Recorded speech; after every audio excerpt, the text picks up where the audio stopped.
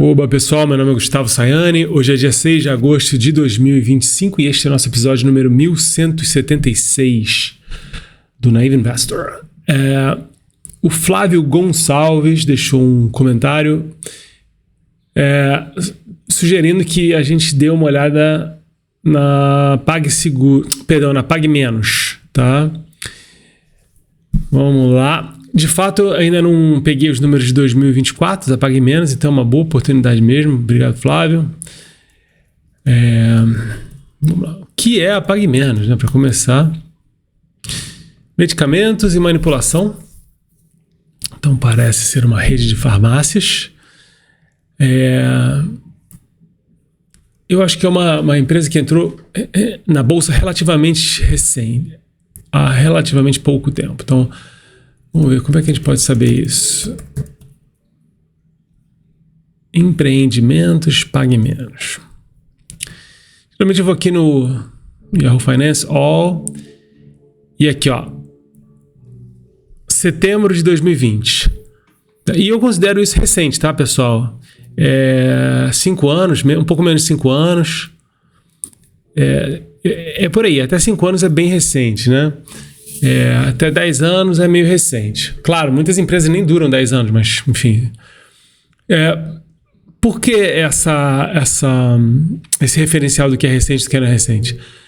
Porque eu acho importante ter pelo menos 10 anos de números, né? Para poder entender essa empresa, né? As perspectivas de longo prazo dela. Fora isso, aí é uma outra maneira, né, de trabalhar, né? Você tem que ser mais assim, mais qualitativo ainda, enfim. Eu acho bem mais difícil, tá? E também eu não me dedico integralmente a isso, então fica bem mais difícil ainda para mim. Abrindo um parêntese, eu pretendo, né, com o tempo, me dedicar integralmente sim. Tem essa parceria de investimentos que está indo muito bem. Dá uma olhada aí na descrição do vídeo. Se você se interessar em participar, me escreva no gustavo@poe.ma ou deixe um comentário no vídeo. Bom, propaganda feita. Então a Pague Menos parece ser uma rede de farmácias. Temos várias, né? Na bolsa hoje em dia, redes de farmácias, conglomerados de redes de farmácias, coisa e tal. Essa parte da saúde tem uma participação grande, né, na bolsa, assim. Hospitais, planos de saúde, óbvio, né? É uma parte muito fundamental, né, da nossa vida, assim. Enfim, cuidar disso. Enfim. Nesses anos aqui, que são poucos, eu anotei 6 anos de lucro, de fluxo de caixa livre. E, olha, a dívida sobre patrimônio era 0,61 no final de 2023. Até aí nada de particularmente complicado. O passivo sobre patrimônio acima de 2, ali, ó, 2,39. Enfim, não vejo nada assim muito complicado aqui, porém, a gente acha outras empresas com números muito mais leves, né? Ela demonstra aqui uma capacidade de lucrar, na média até agora, de 121 milhões, né? Tomados esses anos aqui que ela publica, versus uma dívida aqui naquele momento de 1 bilhão e 600. Então, se fosse pensar assim, levaria, sei lá, 14 anos, né? Para pagar essa dívida, usando esse lucro aqui. E imaginando que o futuro vai ser mais ou menos como foi. Eu até entendo que não, que pode ser que não. Ela fez o IPO, né? A gente vê aqui, ó, uma queima de caixa no fluxo de caixa livre bem marcada, né? De modo que a média é quase o mesmo número com sinal invertido, né? 121 de lucro e menos 116 de fluxo de caixa livre médio.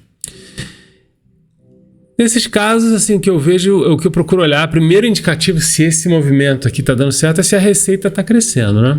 Vamos ver. Ó, aqui já é ajustado pela inflação e é muito interessante ver que não muito, tá? Aliás, nada, né?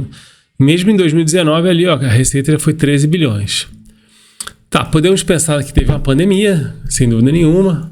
Aí cai aqui para próximo de 9, aí tá se recuperando. Tá. Vamos ver, né? Pague menos RI.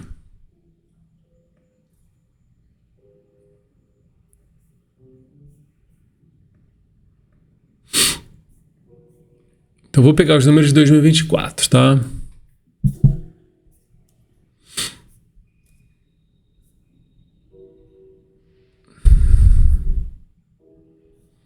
Então temos aqui o consolidado. Patrimônio líquido, 2 bilhões 715.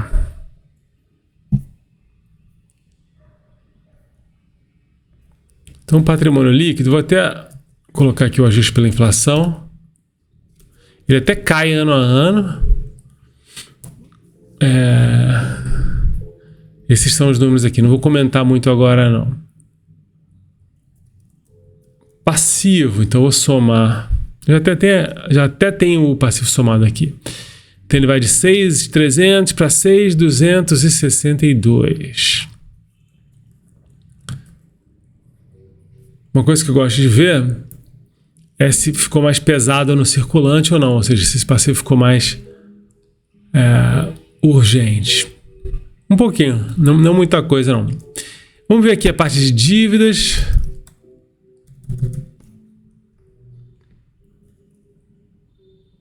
Então aqui, ó, curto prazo, 370 milhões.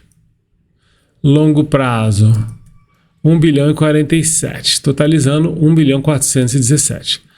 Então aqui cai a dívida, mesmo antes de ajustar pela inflação, fica o terceiro, já fica menor do que ano passado, ano retrasado. Então os números aqui ficam mais leves, ó. A dívida sobre patrimônio vai voltando ali a 0,5, né, que seria ideal.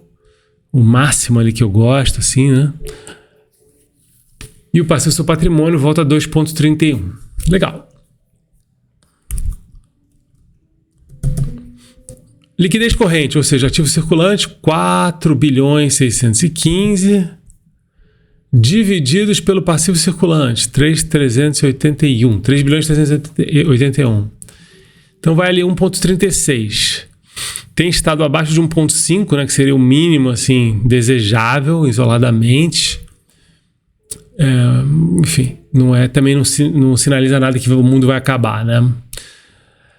Vamos lá. Receita, 13 bilhões 571. Então aqui ela coloca um número, digamos assim, recorde, por pouca coisa, né, na receita. Lucro. Cadê o lucro dela? Tá aqui. 103 milhões de lucro.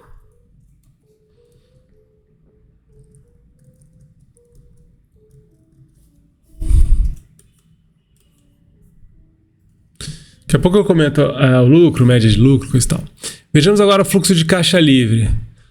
Notem que a receita cresce, mas assim, não está numa trajetória explosiva, longe disso, né? Então vamos ver se o fluxo de caixa fica menos negativo esse ano. Então o operacional aqui, 384 milhões, a gente soma isso com o investimento. Nesse caso aqui, menos 92 milhões. Então vai ficar em 292. O melhor fluxo de caixa livre desde 2018. Agora a média vai passar a ser de 7 anos.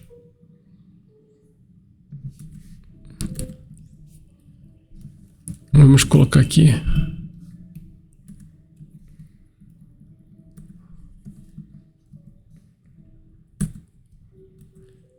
O que eu estou fazendo aqui é ignorando as médias antes de ajustar pela inflação. Pois bem, agora a média aqui de fluxo de caixa livre melhora, né? Porque esse ano foi melhor. É bem óbvio isso. e o lucro piora um pouquinho, né? É uma análise difícil, assim, a gente trabalha bastante, faz bastante esforço para achar coisas muito fáceis, sabe? Aquela coisa, caramba, essa empresa aqui vai existir daqui a 30 anos, tem jeito. E de repente ela está à venda pelo equivalente a 2 anos do lucro médio dela nos últimos 10, né? E não tem nada que faça acreditar que ela não vai manter essa média no futuro. Essa é a tentativa, né? E o Warren Buffett fala muito bem, os melhores investimentos acontecem quando empresas boas ou excelentes estão passando por um problema muito sério, porém solúvel, e que uma vez resolvido as coisas vão voltar ao normal. E acontece, né? É claro. E ao mesmo tempo não é tão fácil assim, porque você vai ter que ter uma noção se de fato é solúvel, etc e tal. Se fosse fácil, né, gente? Enfim, vamos ver aqui então, pague menos, o preço dela, né? Notem que eu estava nessa tela e eu não olhei, tá, para capitalização de mercado. Eu já tenho meio que esse hábito, assim, porque a gente se prende muito no número ali e não consegue enxergar os fundamentos, né? Por isso que muita gente investe só por causa do preço. Tá, tudo bem, né? A maçã custa 2, 8, 10 reais cada maçã, mas o que isso quer dizer, né? Que maçã é essa, enfim? Bom, o preço dela está aqui, 2.399. Então, ela subiu, comparada aqui à última vez que eu anotei, né? Que teve aqui em 1.540, 1.543, mas também teve aqui a 5.670, né? Tudo bem, mas isso é o passado, né? Agora esse preço equivale a 20 vezes 0,27 o lucro médio aqui desses últimos 7 anos. Ou menos 41 vezes 54 fluxo de caixa livre, que aí fica mais difícil ainda, né? Aqui nesse caso, realmente, a pessoa para investir, ela tem que ter um entendimento muito mais dedicado a essa empresa, né? E a gente sempre tem essa opção. Vamos vendo outras empresas, às vezes bem superficialmente, só um primeiro contato, ou vamos mergulhar na Pague Menos, né? Nesse caso aqui, eu acho que é melhor deixar a Pague Menos quieta, tá? Ela tem uma dívida aqui significativa. De novo, não é o fim do mundo, né? Mas tem uma certa dívida. Cara, farmácia é um cenário de muita competitividade, tem milhões de redes, né? E eu simplesmente acho que dá para achar, dá para encontrar oportunidades mais claras, assim, né? Então, a Pague Menos fica aqui no grupo que a gente vai olhando, né? É muito difícil emitir uma opinião, isso é normal na análise, e a gente vai olhando ao longo do tempo, né? Valeu, obrigado aí, Flávio. A gente se fala aí. Até os próximos episódios. Abraço.